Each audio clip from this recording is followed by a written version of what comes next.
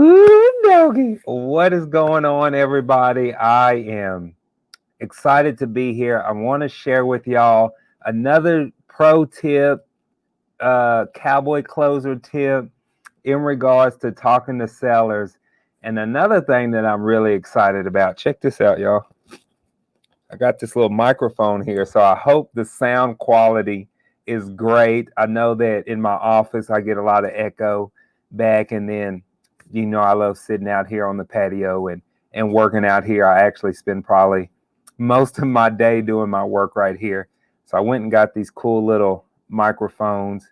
They're not cheap, so I hope they sound good. So I'm trying to bring y'all my best self, the best picture and sound in doing these videos. So I hope it sounds good. But anywho, back to something that y'all can use, right? So when you are talking to sellers, I know that I do a lot of virtual stuff. And then for some of y'all who are starting out, you're wanting to go run these leads and run on these appointments. And that is absolutely fine. There is nothing wrong with that, okay?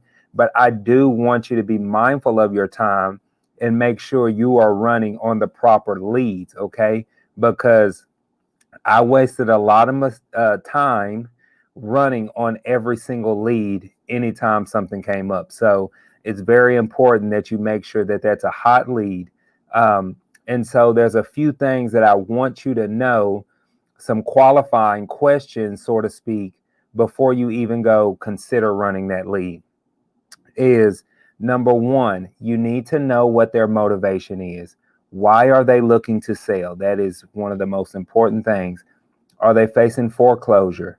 Is this a probate property? Um, you hear me all the time. I'll talk about this. I don't know why it always stuck with me, but the dad that had to sell his property because he needed to pay for his daughter's college tuition.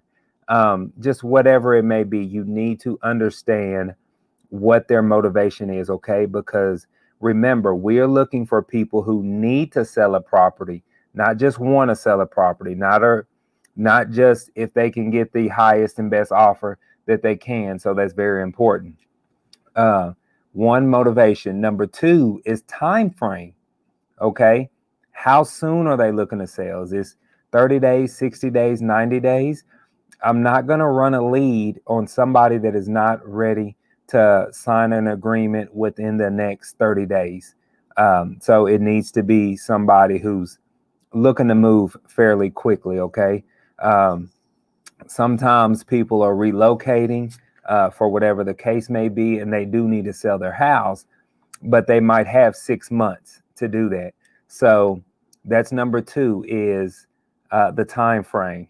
Third is price. Okay, you have to have some type of ballpark price in mind. Okay, I am one of, let me see how I can say it without sounding horrible or cocky.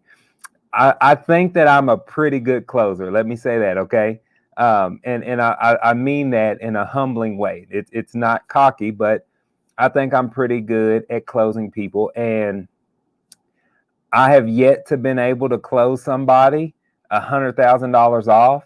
So I need to know a price to make sure that we're at least in the ballpark. Okay, so if the property is worth, the ARV is 150 and they're asking for 250, I can't do anything with that. I'll just say, unfortunately, seller, I can't meet your price expectation right now, but if something changes, please keep me in mind. And I leave it at that, and then I move on to the next deal.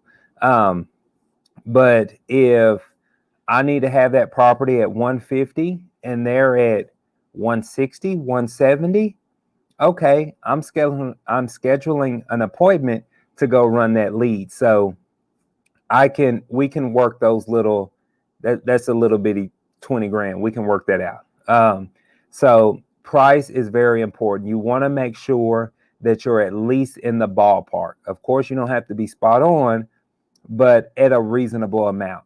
I would consider 25, maybe even $30,000 price range max, sometimes more. I've been able to talk people down about $60,000 or so.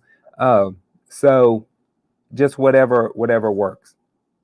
Um, and then lastly, when you have those qualifying questions, you know how soon they want to sell, what their motivation is, and their price point. Now, the next thing that I say, all right, Mr. Seller, I would love to come out and take a look, schedule a time. Let me ask you this. If I come out there and we come to an agreement, is there anything stopping you from moving forward today? If we can come to an agreement, that, and then just be quiet when you say that, okay? Because you don't want to waste your time and he's not prepared, he or she is not prepared to sign a contract, okay? So that's very, very, very important. So I want to know too, are there any, if he says, well, yeah, I can't sign until my wife comes home or till my husband comes home. Okay, perfect. How about we reschedule until y'all are both there? Because I want to talk to both of y'all. I've literally had to schedule appointments to where there was 5 siblings in the house and we all sat down and talked together. It makes it that much easier instead of waiting on them to pass the word around. And nobody can sell and nobody can close like you. So you need to have the decision makers there. And that's number one. So make sure that question is asked. Is there anything stopping you from moving forward today if we're able to come to an agreement? And then when he signs the contract, he or she signs the contract, the next question I'll ask is there anything that you're aware about that may stop this deal from closing? Any liens, any back taxes, child support liens, anything that I need to know about, people that need to be signing on this closing, just so we can prepare ourselves in case something comes up, we can expect that and we're not blindsided. So those are some really prudent questions that I highly recommend that you ask and have, that you know the information on before you go run your leads, okay? If not, try to figure out those questions, get those answers before you keep running every single appointment. But that's all I wanted, y'all. Have a phenomenal day. I'm actually finna go watch my daughter perform at her cheer game. But yeah, take care. I'll see y'all next time. Let me know if y'all need anything. Take care.